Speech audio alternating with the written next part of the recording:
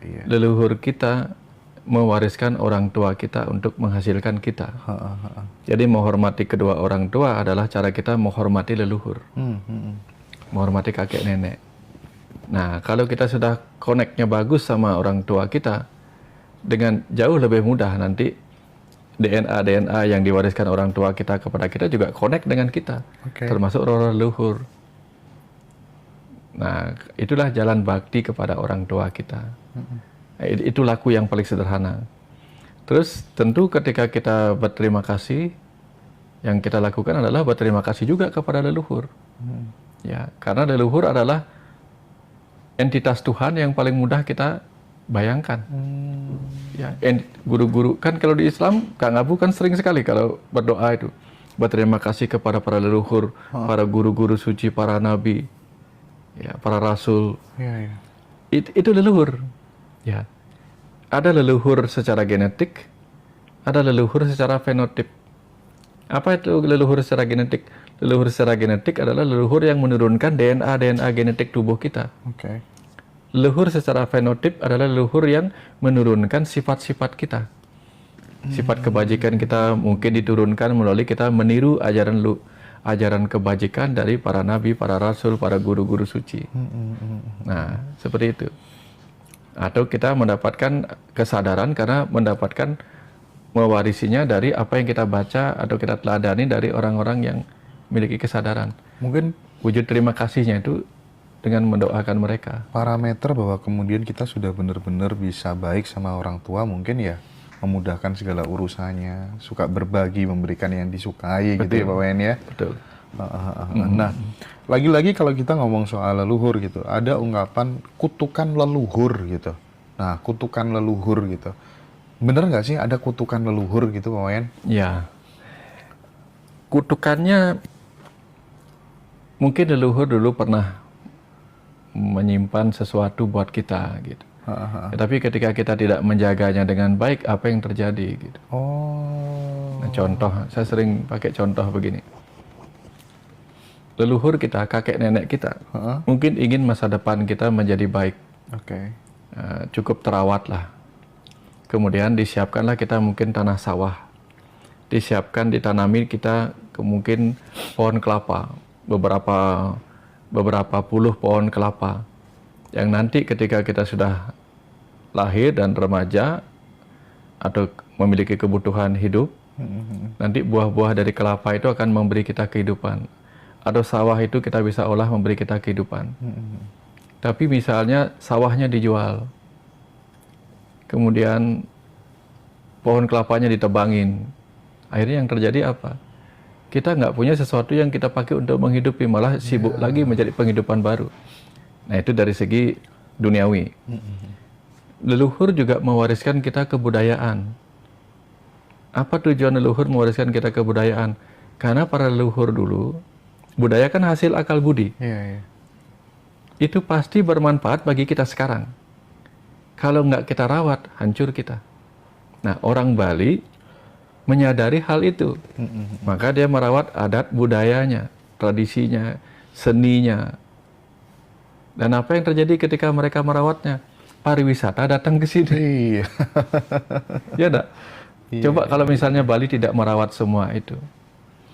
Hilang kekayaan adat istiadat tradisi itu. Apa yang dicari orang ke sini? Karena pantai yang indah ada di mana-mana. Taman-taman yang indah ada di berbagai tempat di belahan dunia ini. Ya, pulau-pulau yang indah ada lebih banyak lagi di sini. Tapi apa yang indah yang dimiliki Bali yang tidak ada di tempat lain? Adat dan tradisi. Adat dan tradisi. Itu yang diwariskan leluhur. Kalau itu dihilangkan, apa yang terjadi? Iya, betul. Bayangkan kalau di Jawa tradisinya dijaga. Di Sumatera, di Kalimantan, semua tradisi dijaga. Yang tidak ada di tempat-tempat lain.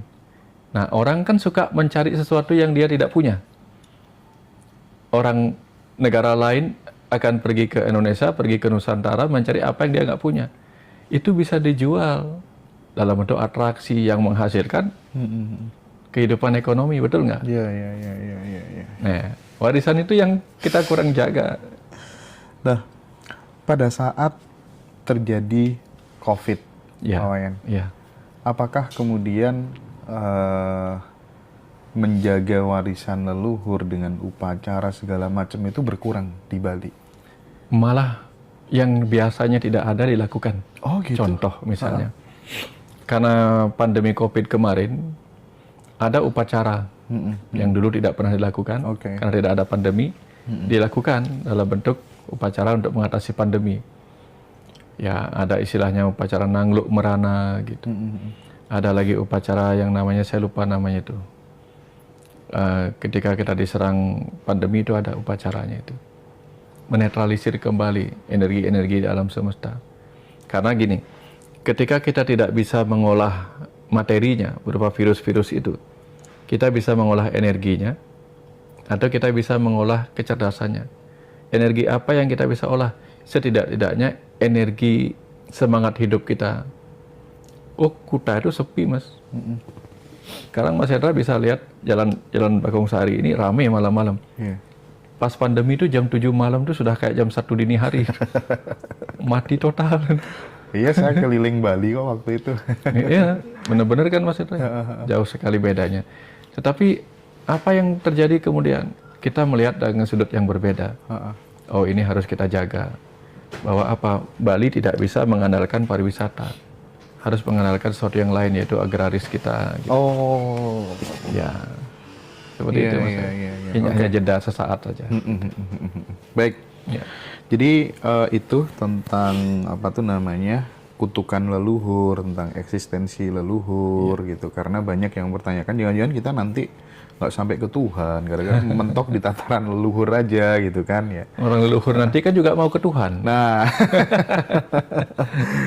oke, udah terjawab ya sama Pak Dr. Wayan Mustika ya. Pak Wayan, sekarang aku pengen memfollow up tadi, kita ngomong soal COVID tadi ya. Oh ya. Ada perspektif yang mungkin ini nggak tahu bentuk kehati-hatian atau apa gitu ya. Banyak hal ganjil yang ganjil gitu ya di saat peristiwa COVID kemarin gitu, sehingga muncul ada yang mengatakan COVID adalah Certificate of Vaccine Identity Digital gitu ya. Terus nanti 19-nya itu dikaitkan dengan IA gitu ya, IA gitu. Nah, WHO mengontrol tubuh manusia gitu. Itu bagian dari desain Rockefeller Foundation gitu ya. Terus kemudian nanti arahnya adalah ketika semuanya sudah ke listrik, mobil listrik, semuanya serba aplikasi digital gitu. Kita bergantung kepada internet ya, yang internet itu punyanya sana gitu. Terus suatu saat internet itu kemudian di shutdown gitu, seperti yang terjadi misalnya di Estonia kalau nggak salah gitu ya. Nah, kita nggak bisa berbuat apa-apa lagi, udah nggak apa-apa, kami jadi budakmu nggak apa-apa gitu. Nah, ada kekhawatiran ke sana gitu. Yang tentunya ini, misal kalau kita dengar apa yang disampaikan sama Komjen Dharma Pangrekun gitu ya, itu tuh hampir semuanya terjadi semuanya. Habis ini ke listrik, seterusnya gitu. Kayaknya benar-benar akan mengarah ke sana gitu. Nah, kita kan muncul kadang kecemasan, ketakutan. Oh iya ya, gimana menghadapi itu semua dalam kacamata spiritualisme bagaimana, Pak Wayan? Kalau saya, tiap orang kan punya hak untuk berpikir kemanapun. Oke, siap. Berpikir menjangkau seperti itu boleh-boleh saja, tergantung bagaimana basicnya gitu. Oke. Karena saya basic saya orang kedokteran, tentu saya akan berpikir ala orang kedokteran. Oke. Bahwa COVID ini terjadi, itu sama dengan flu Spanyol di masa lalu, 100 tahun yang lalu. 1908 kalau tidak salah itu. 1928. Ketika flu Spanyol terjadi, banyak juga korban gitu. Zaman itu banyak yang meninggal gitu. Terus vaksinasi influenza itu sudah sering saya temui. Bahkan jauh sebelum COVID itu, selama praktek itu kan saya sering ketemu orang-orang bule itu pakai dia bawa surat bahwa dia vaksinasi influenza. Sementara di Indonesia kita nggak pernah vaksinasi influenza. Di sana mereka pakai karena influenza di sana itu mematikan. Mungkin karena faktor dingin juga kan. Nah, jadi banyak orang meninggal di daerah-daerah musim dingin, baru musim dingin itu meninggal karena itu. Sehingga di Indonesia muncul Dulu pernah ada SARS, ada MERS ya. Itu memang sesuatu yang biasa dalam dunia kedokteran. Ada Ebola pernah, ada antraks. Jadi dalam dunia kedokteran bagi kami pandemi itu biasa. Biasa dalam arti ada masanya virus tertentu, bakteri tertentu bisa berkembang gitu. Dulu kolera. Dulu banyak orang mati karena pes. Sehingga di zaman pes itu berkembang, kuman pes itu dipakai sebagai senjata biologis. Di daerah Cina kalau tidak salah dipakai alat berperang. Jadi tubuh yang mati karena pes itu dilemparin ke benteng pertahanan musuh. Nanti mereka mencoba untuk menyentuhnya. Akhirnya mereka kena penyakit yang sama gitu. Nah, COVID juga sama gitu. Ini akan hilang gitu. Tapi nanti akan ada muncul lagi virus-virus yang baru seiring berkembangnya berkembangnya dunia. Hidup ini kan memang yang disebut bekal itu kan suka duka lara itu penyakit macam-macam. Tapi kalau kita mau bicara teori-teori seperti itu, junk food juga cara orang mengendalikan kita supaya mati hipertensi gitu kan. Rokok juga semua hal gitu. Nah, tapi kalau itu kita pikirkan kan jadi cemas kita. Iya. Abaikan saja, santai aja. Abaikan aja. Nggak peduli nanti. Abis ini kan sekarang eranya udah digital KTP. Terus kemudian pemasangan chip. Kalau vaksin kemarin kan katanya hanya dikasih yang namanya nanopartikel aja gitu ya. Arahnya adalah totally control gitu, Pak Wayan. Kita kan udah dikontrol dengan HP, dengan kita pakai data-data itu udah dikontrol gitu. Ya. Mending kita abaikan aja, tetap berpikir yang produktif gitu aja, Pak Wayan. Betul, karena itu pilihan, Mas. Boleh overthinking, boleh santai-santai saja. Saya memilih santai-santai saja. Nggak terlalu memikirkan hal-hal seperti itu. Tapi kalau kemudian ada yang mengatakan bahwa kunci agar nggak kena COVID satu gitu, jangan pernah tes gitu. Bagaimana? Jangan pernah ikut tes gitu. Oh iya. Nah, itu menurut Pak Wayan gimana? Ya karena kita nggak akan terbukti kena COVID kan, walaupun kita mati. Gitu. Nggak terbukti tapi walaupun kita mati. Gitu. Saya punya saudara. Nggak mau gini, nggak mau vaksin, nggak mau gini. Akhirnya apa? Begitu dia kena sampai sesek, baru dia percaya bahwa dia COVID. Tapi setelah dia mengatakan akhirnya saya percaya ternyata ini COVID gini tuh rasanya sakitnya gitu. Akhirnya apa? Beberapa hari kemudian dia ngedrop sampai gone lah. Game over lah akhirnya. Tapi itu sudah telat kan gitu. Tapi hidup ini kan pilihan. Dari dulu itu kita diseleksi oleh alam. Mau berhasil apa enggak dengan seleksi ini gitu. Ya, boleh menyebutnya konspirasi, boleh apa saja terserah. Yang jelas alam akan selalu melakukan seleksi gitu. Alam akan selalu melakukan seleksi kepada kita semua gitu. Yang bertahan hidup akan hidup, yang gagal akan berganti tubuh gitu. Dari dulu memang begitu. Satu-satunya vaksin yang berhasil menghilangkan virus adalah vaksin variola namanya, cacar. Ya, baru cacar aja yang bisa dihilangkan benar-benar tuntas. Dulu banyak orang mati karena cacar, Mas, banyak. Ya, kita mendengar perspektifnya Pak Wayan ini paling nggak jantung kita menjadi lebih tenang gitu kan ya. Karena ketika gitu. kita bahaya nggak sih kalau yang kita dengar justru yang konspirasi kayak nanti internet akan mati, totally kontrol kalau negara nggak nurut. Ya kita jadi budak gitu. Itu uang nggak bisa diambil kalau mati semuanya itu gimana Pak Wayan? Berarti dia sudah mati sebelum terjadi. Pilih mau mati ketakutan apa santai aja gitu. Oke. Ya. Lagian andai kata iya gitu, kita mau ngelawannya pakai apa juga gitu kan ya? Yang melakukan itu juga akan mati. Yang melakukan itu juga akan mati gitu ya. Iya nggak? Iya. Misalnya siapa, negara apa? Ya orang yang presiden di negara yang melakukan itu misal juga akan mati, sama aja gitu. Nggak ada yang bisa bertahan dari itu.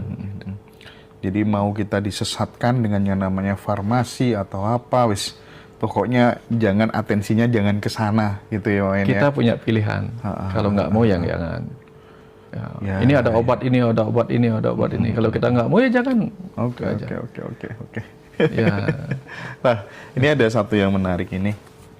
Sebelum nanti kita geser ke Pak Putu, rata-rata orang atau guru spiritual melakukan pembenaran tentang Tantra Bhairawa. ya.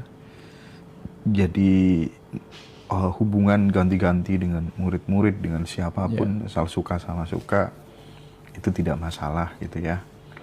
Nah, bagaimana dari sudut pandangnya Pak Dr. Wayan Mustika melihat ajaran Tantra yang kemudian menjadi polemik gitu, perdebatan gitu. Ya. Yang paling terkenal dari Bhairawa Tantra itu adalah Bhairawa ya, bukan Bhairawa Tantra ya, Bhairawa. Bhairawa. Yang sering disebut ajarannya yang utama itu adalah Pancama Kara Puja.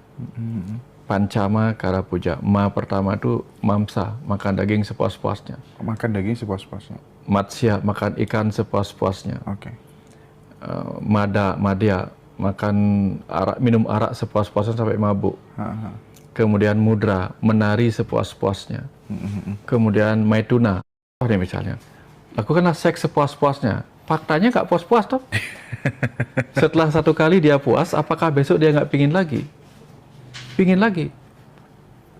Nah, minumlah puas-puasnya sampai apa? Sampai mabuk. Hari ini dia mabuk, besok nggak pingin mabuk lagi nggak? Pingin lagi. Berarti kan nggak terbukti bahwa minum sepuas-puasnya hari ini akan membuat kita berhenti besok. Enggak. Seks sepuas-puasnya hari ini akan membuat kita berhenti besok. Enggak. Betul. Sehingga dengan demikian, Pancama Kara Puja itu harus didekonstruksi ulang. Kalau orang Jawa dibelengeri dhisik itu katanya ya. Didekonstruksi ulang maknanya. Jangan-jangan mamsa, makan daging sepuas-puasnya itu maksudnya apa? Kalau makan daging kita sepuas-puasnya, kita jadi kurus, daging kita hilang. Berarti kita semakin kurus. Nah, kurus itu artinya kita berpuasa. Jadi mamsa itu adalah latihan berpuasa. Ini dikonstruksi ulang ya Pak Wen ya. Berpuasa sampai kita kurus. Seperti pernah dilakukan Buddha, puasanya sampai kurus kering gitu. Ya, jadi puasa itu pengendalian diri. Itu yang pertama. Makan daging sepuas-puasnya. Apa daging? Lidah kita ini juga daging. Jadi dimakan lidahnya. Jangan sampai kalau lidah kita dimakan, kalau kita makan memasukkan makanan kita kan nggak buka mulut. Nah, kalau kita makan daging, mulut lidah ini kita anggap daging yang kita makan, kan kita nggak bicara. Artinya apa? Latihan puasa termasuk juga berlatih mengendalikan lidah kita ini. Itu mamsa. Matsya, makan ikan sepuas-puasnya, bukan ikan-ikan itu. Apa sih makna ikan gitu? Ikan itu kalau kita makan sepuas-puasnya, maka kita akan menyerap nutrisi yang ada pada ikan. Apa sih makna yang ada pada ikan? Kita tahu ikan lautan itu tidak pernah asin. Jadi walaupun dia ada dari seumur hidup di lautan, ikan tidak pernah asin. Artinya apa? Kita dimanapun berada, jangan sampai dikotorin oleh lingkungan kita.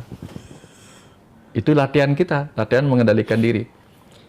Hidup pada orang-orang yang perilakunya buruk, kita tidak ikut kena efeknya, nggak ikut kena getahnya. Itu latihan. Ya, hidup dengan orang-orang pencuri, kita tidak menjadi pencuri. Hidup dengan orang suka mabuk, kita nggak jadi pemabuk. Itu contoh bagaimana matsya itu. Lalu ikan-ikan juga selalu berenang dengan tahu mana arus yang bisa dilawan, mana yang enggak. Nah, kita harus tahu juga mana arus yang kita boleh ikuti, mana yang enggak. Itu contoh matsya. Madya itu mabuk. Dengan minum-minuman keras, diartikannya demikian. Tapi mabuk yang dimaksud itu apa? Antara sadar dan tidak sadar, yaitu kondisi meditatif. Jadi sering-seringlah meditatif gitu. Kemudian mudra, menari sepuas-puasnya, bukan menari ya telanjang dan seterusnya, bukan kayak gitu. Menari sepuas-puasnya itu apa? Bagaimana kita bersuka cita dalam kehidupan ini terus-menerus dalam suka dan duka. Kemudian kita tarikan tubuh ini sebagaimana kita sanggup menarikan wayang-wayang yang ini. Tubuh ini kan wayang. Jadi kita tarikan wayang ini dengan sepenuh jiwa kita. Sepuasnya artinya apa? Puas-puaslah kamu bekerja dengan segala tugas yang dibebankan kepadamu. Itu mudranya. Lalu maituna, hubungan seks sepuas-puasnya. Satukanlah tubuh dan jiwamu. Sehingga apapun yang kamu pikirkan, ucapkan, lakukan, itu dilakukan sebagai penyatuan antara tubuh dan jiwa. Itu bukan seks kayak gitu. Satukan manunggaling kaula Gusti. Tubuh dan jiwa menyatu. Ini yang banyak keblinger kan soal ini sebenarnya kan. Ya. Guru spiritual yang kemudian dia selalu melakukan hubungan seks dengan pasangan yang tidak resmi, misalnya dengan muridnya sendiri. Lah bagaimana tentang ajaran Tantra Bhairawa itu? Masa itu mau disalahkan gitu kan katanya kan. Kebanyakan kan jawabannya begitu. Ya. Pembenaran ya Bapak ini ya. Pembenaran. Ajarannya nggak salah. Namanya Tantra kan pembebasan. Apakah pembebasan itu berarti bebas sepuas-puasnya? Atau pembebasan jiwa? Oh, iya. Tapi kalau Pancamakara Puja dengan pemahaman tadi kan membebaskan jiwa dari kemelekatan. Nah, kalau kita lakukan seks sepuas-puasnya kan bukan membebaskan, tapi malah melekatkan kita kepada dorongan nafsu hewani. Dan ketika itu udah dilakukan, buktinya juga nggak puas-puas gitu. Nggak puas-puas, malah kita melekat kan. Kalau nggak dapat, rasanya nggak enak. Gitu iya. Belum lagi ganti baru, yang tidak ada ujungnya gitu ya. Karena dia melekat kepada dorongan nafsu hewaninya yang berupa apa? Food and fuck. Food and fuck. Ya, karena food and fuck nggak dapat, fight or flight reaksi egonya. Food and fuck itu apa? Food makanan, mamsa makan daging sepuas-puasnya, makan ikan sepuas-puasnya, minum sepuas-puasnya. Itu kan urusan food. Itu kan ego punya, alami sebagai hewani. Kemudian fuck reproduksi, menari sepuas-puasnya supaya bisa hubungan seksual sepuas-puasnya. Berarti kan juga urusan hewani kita itu, urusan buta dalam. Iya. Tapi ajaran itu kan ajaran spiritual, Bhairawa. Bagaimana mungkin ajaran spiritual mengajak kita turun ke wilayah-wilayah egois, dorongan ego, dorongan hewani. Yang namanya ajaran spiritual kan ke arah spirit, arah pembebasan. Kalau arah pembebasan tentu dia wilayahnya adalah apa? Itu tadi, meditatif, madhya, mamsa, mengendalikan kata-kata lidah ini. Matsya, mengendalikan sifat kita supaya nggak terpengaruh oleh lingkungan. Kan gitu tujuannya, Mas. Tapi kenapa bisa dipelesetkan sampai hubungan seks bebas kayak gitu? Karena tesis dan antitesis. Matahari bisa mencerahkan, bisa membutakan. Pilih yang mana. Ajaran itu bisa dipakai untuk kebenaran, bisa dipakai pembenaran. Contoh misalnya, kalau kita percaya semua ini sudah kehendak Tuhan, nanti bunuh orang, terus begitu mau dihukum, jawabannya apa? Mohon maaf, kalau bukan kehendak Tuhan, saya bunuh pun dia nggak akan mati. Betul. Itu pembenaran, Mas. Iya. Manusia itu kan hebatnya di situ, Mas. Aduh. Jago bikin pembenaran dari kebenaran. Gitu. Iya. Ya, ini sangat mencerahkan. Ya. Karena memang pada tataran praksis kenyataannya memang Ya. Tidak sedikit orang-orang yang dianggap suci, yang dituakan, yang dipuja-puja, yang dianggap pembimbing, yang dianggap sebagai seorang guru spiritual gitu, memang lebih sering menggunakan pembenaran-pembenaran itu untuk kepentingan ego gitu. Dan kita tentu harus lebih jeli dan hati-hati begitu ya. Karena mereka memang dihadirkan untuk itu. Karena bukan hanya seorang guru harus waspada, murid pun harus waspada. Tapi ketika seorang murid mendapatkan guru yang model seperti itu yang menyebabkan hal itu terjadi itu faktor apa sih, Pak Wayan? Berarti dia belum belajar menjadi murid yang waspada. Nanti ada guru yang belum belajar jadi guru yang waspada gitu. Hidup hanya sebuah pilihan, mau yang mana gitu. Seperti pedagang, seperti pembeli gitu. Pembeli kan juga harus bisa memilih. Ya, kita beli semangka aja harus tahu ini merah karena alami apa merah karena dikasih pewarna, kan bisa. Bukan karena memang vibrasimu ya masih sebatas itu gitu. Kamu dapat guru kemerungsung ya karena sebenarnya kamu masih kemerungsung kayak gitu, gimana? Oh ya, cocok juga. Itu benar juga ya? Cocok juga. Ya, cocok juga gitu kan. Karena orang yang ingin belajar kewisesan, kesaktian, dapatnya yang model begitu. Oke. Sukanya di situ kan, dapatnya di situ. Attract ya ini? Track. Oke, sip. Baik. Udah obrolan yang sangat dahsyat, sangat keren dari tadi sama Dr. Wayan Mustika.